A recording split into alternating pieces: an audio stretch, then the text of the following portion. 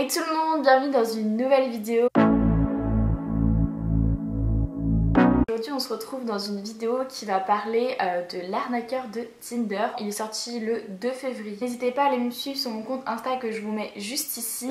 N'hésite pas à t'abonner à ma chaîne, comme ça tu peux suivre mes prochaines vidéos. N'hésite pas à commenter en fin de vidéo pour me donner ton opinion et ton point de vue, puisque tout simplement à la fin de la vidéo je donnerai mon point de vue. N'hésite pas aussi à liker la vidéo, ça fait toujours plaisir. C'est l'histoire d'une femme qui s'est inscrite sur Tinder il y a bien longtemps de ça, qui en fait en un swipe a viré aux enfers. Cette femme elle s'appelle Cecily Fjellsvold, je sais pas si je prononce bien, c'est pas du tout français.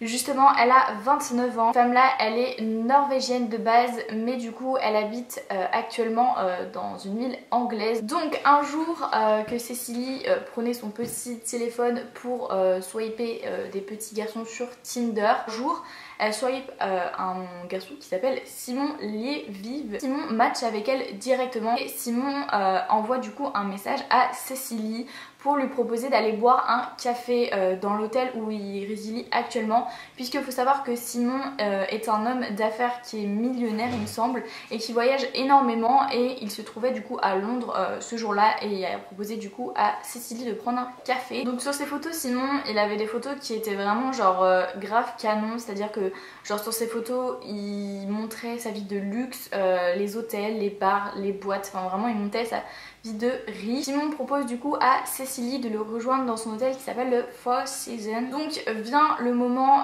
de la rencontre. Cecily arrive, elle se retrouve du coup dans le hall de l'hôtel et attend Simon. Elle le voit, elle voit direct que bah, ça correspond à son profil, vraiment genre les photos elles sont grave similaires, c'est pas une arnaque, elle est grave contente. Ils vont prendre un petit café et autour de ce café Simon raconte un petit peu sa vie de riche qui voyage beaucoup comme je vous le disais. Simon lui parle qu'il travaille dans le LDD Diamond, donc c'est une entreprise de diamants tout simplement. Il lui raconte aussi qu'il a une petite fille de 2 ans, mais malheureusement avec sa mère en fait ils sont tout simplement séparés. Malheureusement Simon doit vite prendre l'avion pour aller en Bulgarie et il a très envie de revoir Cecily et il lui propose donc de venir avec lui dans ce voyage, puisqu'en fait il a un jet privé. Cecily dit oui, elle envoie des petits messages d'ailleurs à ses copines pour les prévenir qu'elle va dans un jet privé, que vraiment elle a rencontré le mec idéal riche aux As. Les copines lui préviennent, lui dit mais c'est pas un peu bizarre genre du jour au lendemain cet homme il te propose de venir avec lui, fais attention à toi, on sait jamais. Mais Cecily elle est tellement contente qu'elle lui dit oui direct. Je trouve ça aussi d'ailleurs bizarre puisque lors de ce voyage la maman de sa fille à lui est du voyage et elle trouve ça un petit peu bizarre, puisque tout simplement normalement ça doit être en fait la continuité de leur rendez-vous. Mais bon elle se pose pas plus de questions, elle se dit c'est pas grave, on va passer un moment merveilleux avec un homme qui est merveilleux, qui vraiment correspond totalement à ses attentes. Après quelques semaines d'échanges, de rendez-vous, de bouquets de roses, de restaurants, vraiment genre la vie de luxe qu'une femme rêve d'avoir avec un homme tout simplement riche. Il lui propose ensuite d'emménager tous les deux, il lui dit va visiter les apparts, moi je peux pas, je suis en déplacement, va visiter les meilleurs apparts, je te donne une somme tant pour chaque mois du loyer. Et genre Cécile elle dit mais putain mais genre c'est énorme, genre même moi je paye pas ça pour mon loyer. Elle est hyper contente, elle fait même des visios avec Simon pour lui montrer les apparts, elle lui dit regarde chérie et tout, enfin bref. En fait genre c'est inimaginable, elle est tellement contente de l'avoir rencontré, je pense aussi pour son argent hein, mais bon on va pas se le cacher, je pense qu'on serait toutes pareilles. Il lui parle aussi de mariage, d'enfants, de vivre vraiment genre jusqu'à la fin de leur vie ensemble, et Cecily elle y croit mais genre vraiment énormément. Au bout d'un mois de relation, Simon explique qu'avec Peter, son garde du corps du coup, ils ont eu un accident tout simplement. En fait Simon il va faire croire à Cecily qu'il est en danger, qu'il y a des gens qui veulent le tuer et que Peter il se retrouve dans une ambulance avec une cicatrice juste ici. Il lui montre même des photos, il lui dit même par message vocal, parce qu'il faut savoir qu'il parlait sur WhatsApp. Bien sûr, enfin genre elle est Elle est choquée, elle est triste, elle est stressée, elle se demande vraiment qu'est-ce qui se passe. Elle lui dit tout simplement il faut que tu fasses attention à toi. On lui dit qu'il a besoin de cash, donc d'argent en liquide, parce qu'avec ses cartes bancaires, ses ennemis le tracent et il faut vraiment qu'il ait du cash sur lui. À partir de ce moment-là, il demande à Cécilie de lui passer des grosses sommes de cash. Alors Cécilie elle se dit mais genre c'est un mec riche donc forcément genre les montants, elle y prêtait pas forcément attention et elle se disait pas genre qu'il y avait une magouille derrière parce que s'il est censé être riche, il est censé avoir beaucoup d'argent sur lui. Bon là en l'occurrence du coup il peut pas avoir sa carte bancaire donc ce qu'elle faisait c'est que les 2-3 jours Simon demandait à Cécilie de l'argent. Donc ce qu'il faisait c'est que tout simplement il lui disait de lui envoyer des cartes bancaires avec de l'argent dessus. Donc ce que Cécilie elle faisait c'est qu'elle allait dans plusieurs banques parce que déjà de base elle pouvait pas lui avancer parce qu'elle n'avait pas forcément l'argent. Mais en fait ce qu'elle faisait c'est qu'elle faisait des emprunts dans chaque banque pour ensuite lui envoyer des cartes bancaires et qu'avec ces cartes bancaires Simon puisse payer du coup ce qu'il avait à payer. Cécilie elle se dit tout simplement que c'est un truc qui est normal, elle se préoccupe pas, elle veut juste pas que son copain tout simplement, puisque oui du coup ils ont eu l'officialisation de leur couple et elle se dit pas une seule seconde que genre tout ça c'est une magouille. Elle se dit qu'il faut qu'elle pense à leur bonheur plus tard et qu'il faut qu'elle le protège tout simplement. Au même moment Simon du coup il est toujours sur Tinder et du coup il swipe quand même plein d'autres filles. Il faut savoir que Simon trompait ses copines tout simplement puisqu'il n'en avait pas une, pas deux, pas trois mais plein d'autres. Puisque comme vous avez pu voir au titre c'est un arnaqueur. Donc ce qui s'est passé c'est que il avait des copines, mais des copines genre des amis, et en fait il a rencontré Pernilla. C'est une Suédoise. En fait tout un été Pernilla, Simon et sa petite amie entre parenthèses à Simon, elle s'appelle Paulina, et en fait ils le passent à 3 dans des restaurants, dans des hôtels, vraiment dans des trucs de luxe. Et en fait tout ce que Cécilie donnait à Simon pour que soi-disant Simon justement vive, en fait Simon prenait cet argent pour s'octroyer les vacances les plus riches au monde. C'est-à-dire que vraiment genre vous imaginez pas combien de sommes astronomiques il a pu dépenser en alcool, en sorties, en restaurant, en énormément de choses. Et en fait Cécilie ne se doutait de absolument rien du tout. Et Pernilla pensait que c'était un homme riche et Paulina pareil. Ce qui va se passer c'est que Pernilla va se rendre compte tout simplement que ce Simon n'est pas du tout le vrai Simon que Tinder pouvait afficher sur les réseaux sociaux. C'est pas du tout ce mec là, c'est pas du tout un homme riche. Ce qu'il faut savoir c'est que Simon avait la même méthode avec chacune des femmes, même avec Pernilla qui était une amie à lui. C'est à dire que du coup Simon disait à chaque femme écoute avec mon garde du corps on a eu des problèmes, on s'est fait attaquer. En fait c'était le même scénario. À chaque fois en fait il demandait de l'argent à ces femmes là, puisque du coup soi-disant avec ces cartes ils pouvaient pas le tracer. Et justement en fait les femmes elles faisaient la même chose. Donc c'est à dire qu'au final en fait il s'engouffrait plein d'argent, plein d'argent, et c'est comme ça qu'il pouvait faire croire aux mecs riches en fait tout simplement. Par exemple pour vous expliquer l'argent que Pernilla pouvait donner à Simon, en fait cet argent là il le dépensait en rencontrant une autre femme, donc Cécilie imaginons. Et en fait l'argent de Cécilie par exemple allait à Pernilla, enfin en gros il offrait des trucs à Pernilla. Je sais pas si vous avez un petit peu capté le petit truc, mais en fait c'est un système que Simon faisait pour toutes ses conquêtes. Il leur a dit tout simplement écoutez je vais te rembourser, enfin je vais vous rembourser à chacune des femmes bien sûr parce qu'elles ne se connaissaient pas du tout. Je vais vous rembourser, vous inquiétez pas. Et en fait il donnait des chèques à chacune des femmes avec un montant qui était supérieur aux dettes qu'il leur devait tout simplement. Et les femmes elles étaient très contentes, elles se disaient oh super et tout, fallait pas, genre c'est une somme quand même assez astronomique, enfin genre tu me dois genre juste 10 000 € et genre là je vois un billet de 500 000 € quoi, enfin dollars plutôt. Et genre Simon il paraissait pour un homme très généreux alors que en fait ces chèques là ne s'encaissaient jamais. Ce qui s'est passé avec Pernilla par exemple c'est que Simon lui a donné un chèque de 500 000 €. Elle était vraiment hyper surprise pour le coup, elle s'est dit super, enfin genre je vais rembourser mes dettes, genre même ça me donnera de l'argent en plus, genre il est hyper généreux, genre j'ai jamais vu un ami comme ça. Et en fait quand elle a appelé sa banque lui a dit que le chèque ne passait tout simplement pas. Suite à ça en fait elle a demandé à Simon qu'est-ce qui se passait. Simon lui a dit écoute, je t'ai donné l'argent, maintenant j'en sais pas, tu fais les démarches qu'il y a à faire avec ta banque, moi j'y peux rien, je t'ai donné un chèque avec telle somme, moi c'est plus de mon sort en fait, donc démerde. Il a fait la même chose aussi avec Cécilie, vraiment c'est le même schéma en fait qu'il faisait pour chaque femme. En fait en enquêtant, Cécilie découvre en fait tout ce que Simon peut cacher derrière tout ça.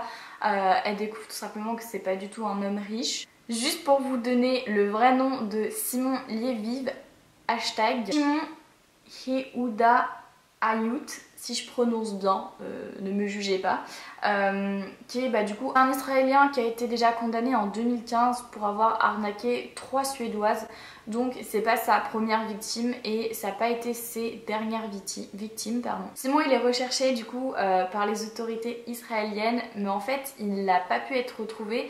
Puisqu'en fait à chaque fois ce que Simon faisait c'est qu'il prenait des identités différentes. Il vient d'une famille, si j'ai pu comprendre dans le documentaire, pas pauvre, mais en fait il vient pas du coup d'une haute société, il vient tout simplement de quartiers pas très riches, mais du coup il a changé plusieurs fois d'identité avec plusieurs femmes tout simplement pour pas qu'on le retrouve. Donc c'est pour ça que les autorités n'ont jamais pu en fait l'arrêter par la suite. En fait Cécilie, quand elle a découvert toute cette supercherie que Simon faisait, elle a décidé d'envoyer toute son histoire à une presse journalière suédoise il me semble. Et en fait du coup il y a une des femmes qui travaille là-bas, c'est un magazine très connu là-bas, c'est le numéro 1 il me semble. Et en fait quand elle a lu l'histoire, elle s'est empressée vraiment genre de mettre en fait le documentaire sur les réseaux sociaux, sur internet, vraiment partout, même dans les journaux. Il me semble que même en peut-être 2-3 jours, je ne sais plus exactement, ils ont sorti du coup le documentaire de cet homme là. Ils ont vraiment détaillé tout ce qui s'est passé et du coup une fois sorti on pouvait vraiment voir que cet homme là en fait genre c'était un arnaqueur complet. Le journal il s'appelle le VG, le journal en question norvégien. Le journal VG du coup ce qu'il fait c'est qu'il va se rendre directement sur place en Israël. Il va essayer de voir où sa famille de base à lui habitait pour voir si Shimon n'était pas là-bas, pour sans doute lui poser des questions ou tout simplement pour le dénoncer. Mais du coup il ne trouve pas Shimon là-bas, il trouve que sa mère. Et suite à ça il découvre qu'en 2011 Shimon avait déjà été accusé pour vol et falsification de chèques. Suite à ça l'escroquerie est mis en fait sur le tas et tout le monde en fait peut voir du coup que ce garçon là est un escroqueur. Et là du coup je pense que vous vous dites en fait genre c'est la fin, mais en fait pas du tout. Dans le documentaire il y a une troisième femme qui s'appelle Eileen Shimon, puisque du coup on va l'appeler par son vrai prénom. Il entretient une relation avec elle depuis plus de 14 mois. Eileen elle se doute vraiment genre de rien du tout. Et en fait ce qui est bizarre c'est qu'ils ont pas la même relation qu'il a pu avoir avec Cécilie et Pernilla. Dans le sens où il me semble qu'au tout début, elle lui donnait pas d'argent, enfin en fait il lui a jamais fait ce genre de truc. Il me semble que c'était bien après. Et elle, il a arnaqué plus de 125 000 $. Et en fait c'est grâce à elle qu'ils ont pu arrêter Shimon tout simplement. Vous allez vous dire, elle est maligne celle-là, mais en vrai franchement elle a bien joué et j'aurais jamais pu penser qu'on pouvait faire ça, ou même genre en termes de réflexion, genre ce qu'elle a fait c'est trop bien. En fait ce qui se passe c'est que Eileen elle a eu connaissance de ce que son petit copain soi-disant faisait par du coup les médias, les journaux. Elle s'est dit en fait c'est moi qui vais arnaquer l'arnaqueur. Et en fait ce qu'elle a fait c'est qu'elle sait que Shimon du coup s'habille très bien, il a des vêtements de marque, des montres, enfin vraiment il a plein de choses de marque. Et en fait ce qu'il faut savoir c'est qu'à ce moment il lui demande de l'argent donc comme aux autres femmes. Sauf qu'en fait Eileen elle est pas bête. Elle se dit mais en fait genre je pense que j'ai trouvé la solution pour l'arnaquer lui.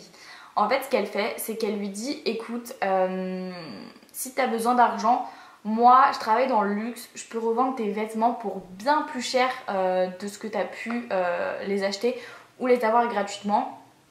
Et elle lui dit écoute, elle a pris certaines valises, du coup elle a mis toutes ses affaires dedans et en fait elle est repartie en Norvège. Elle a commencé du coup à mettre les vêtements en ligne sur un site du coup où les vêtements de marque sont revendus.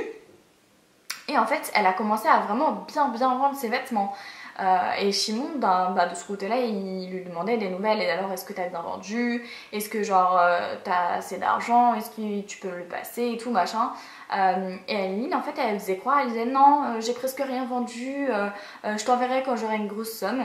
Et en fait, ce qui s'est passé, c'est que au fur et à mesure qu'elle vendait, Simon il commençait vraiment genre à se poser des questions, à se dire mais genre pourquoi elle met autant de temps? Enfin, normalement ça devrait se vendre, genre normalement genre elle devrait me passer de l'argent. Et en fait Simon il a commencé à s'énerver, il a commencé à l'insulter et il a commencé à lui dire par contre si tu me donnes pas le fric maintenant, tu vas voir ce qui va t'arriver.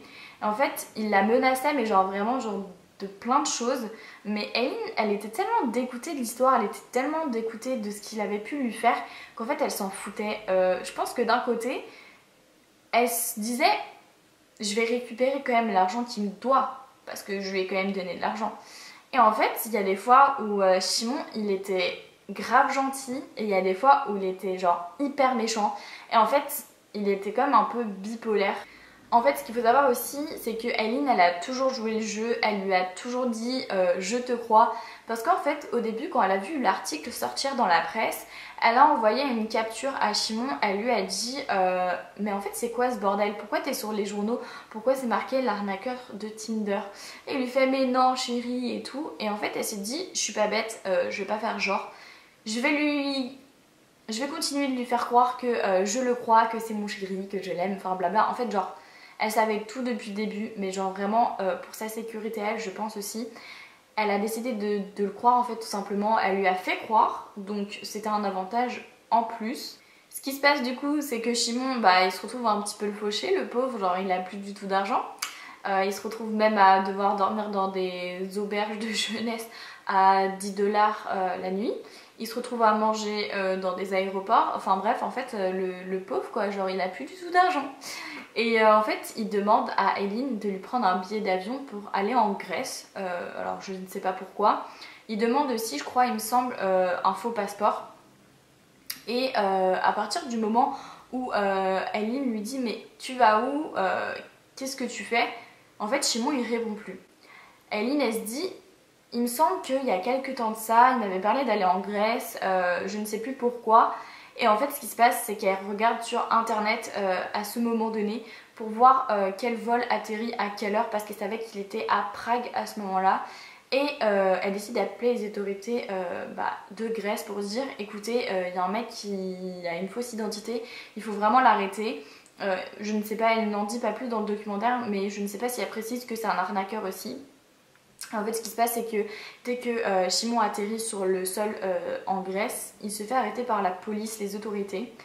Et du coup suite à ça, Aileen elle appelle Pernia Cécilie, elle dit écoutez les meufs il a été arrêté et tout. Elle était grave contente. Mais en fait dans l'histoire il va être arrêté par les autorités mais il va faire que 5 mois de prison et ensuite il va être relâché. À la base il devait être emprisonné pour 15 mois. À sa sortie il lancera un site internet pour vendre des conseils et des ateliers spécialisés dans la vente pour la modique somme de 311 $. Et après ça il continue les réseaux sociaux puisque il s'affiche tout simplement dehors comme un homme libre. Il me semble aussi qu'il sort avec une mannequin israélienne. Il faut savoir que encore à l'heure actuelle ces filles là qui ont été arnaquées paient encore leurs dettes puisque en fait pendant cette peine là je ne pense pas que Simon a dû rembourser les filles pour ce qui s'est passé tout simplement. Pour ça Netflix avait envoyé un message à Simon pour faire le reportage. Mais Simon quand il a vu ça, il a dit qu'il porterait plainte contre Netflix pour usurpation d'identité. Et en fait il nie tout ce qui s'est passé, il dit qu'il a jamais fait ça. Donc en fait la morale dans l'histoire c'est que si un jour un millionnaire se présente à vous sur Tinder, vous fait croire qu'il est riche, qu'il a ça, faites hyper attention sur les réseaux sociaux. De toute façon on peut voir des images qui sont pas forcément la réalité. Après sur Tinder il me semble qu'il faut avoir plus de 18 ans, donc je pense qu'à un moment donné la mentalité des gens est quand même un peu différente de jeunes ados qui ont 14 ans. Mais après tout on sait jamais, faites énormément attention. J'espère que cette petite histoire vous a plu. Moi mon opinion sur ce documentaire, franchement honnêtement, je vous assure que je n'étais pas prête à ça. Après je suis quand même un petit peu choquée comme tout le monde, mais c'est vrai que ça ne m'étonne même plus de ce genre de truc dans la vie. Enfin genre, qui n'a jamais arnaqué? Je ne parle pas genre de l'ensemble des gens sur la planète. Je parle d'histoires comme ça à la télé. Qui n'a jamais entendu ce genre d'histoire? Enfin genre, je pense pas que c'est la première fois pour certains ou certaines. Mais en tout cas moi ça m'a quand même choquée aussi sur le fait que Shimon il a jamais remboursé les dettes qu'il avait faites aux filles. Enfin genre mais ça m'a choquée. En fait il a jamais remboursé parce qu'il était sur le territoire israélien et que ces filles-là n'étaient pas du tout israéliennes, elles étaient du coup suédoises et norvégiennes. Mais du coup, il n'a pas pu rembourser les dettes, je pense. Et puis ça fait quand même énorme, hein. Enfin, vous vous rendrez quand même compte. Déjà 125 000 dollars pour une fille, mais alors 15 à 25 000 dollars tous les 2-3 jours pour Cécilie, c'est quand même énorme. Je ne sais plus combien de temps exactement ils sont restés ensemble, mais ça fait quand même un sacré paquet d'argent. En tout cas, je sais que pendant le reportage, Cécilie elle a été énormément touchée, il me semble.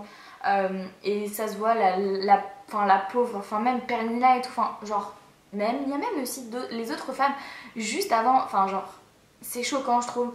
Je comprends pas comment on peut faire ce genre de truc à des gens qu'on connaît pas. Enfin genre ça me viendrait jamais à l'esprit. Mais bon après si le reportage a été fait c'est que ça existe. Moi je pense juste que la morale dans l'histoire c'est que Shimon il a voulu vivre une vie de riche. Puisque comme je vous le disais, il avait une famille en Israël qui n'était pas non plus la plus riche du monde. Et qu'il habitait dans des quartiers assez pauvres. Enfin genre ça se voyait clairement. Et qu'il a voulu tout simplement changer de vie, basculer sur une vie de riche. Je peux comprendre qu'on a envie de devenir quand même assez aisé dans la vie, mais de là à arnaquer des femmes qui n'ont rien fait, je trouve ça dégueulasse. Encore arnaquer des femmes qui sont super super riches, mais là en l'occurrence c'était pas du tout le cas. Donc voilà, moi en vrai j'ai énormément aimé. Il faut savoir que le documentaire, si vous voulez aller le voir en entier, il dure 2 heures, dans 1h59. C'est quand même assez long, mais en vrai ça se regarde, enfin ça se laisse regarder et c'est hyper intéressant de comment c'est expliqué. Après moi je vous ai donné quand même pas mal de détails, donc voilà. En tout cas j'espère que ma vidéo vous aura plu. N'hésite pas à mettre un petit like à la vidéo, n'hésite pas à commenter comme d'hab, je le répète à chaque fois, mais ça me ferait grave plaisir. N'hésite pas à t'abonner aussi à ma chaîne, comme ça tu pourras suivre mes prochaines vidéos. En tout cas, moi je vous retrouve pour une prochaine vidéo et je vous fais de gros bisous. Bye bye.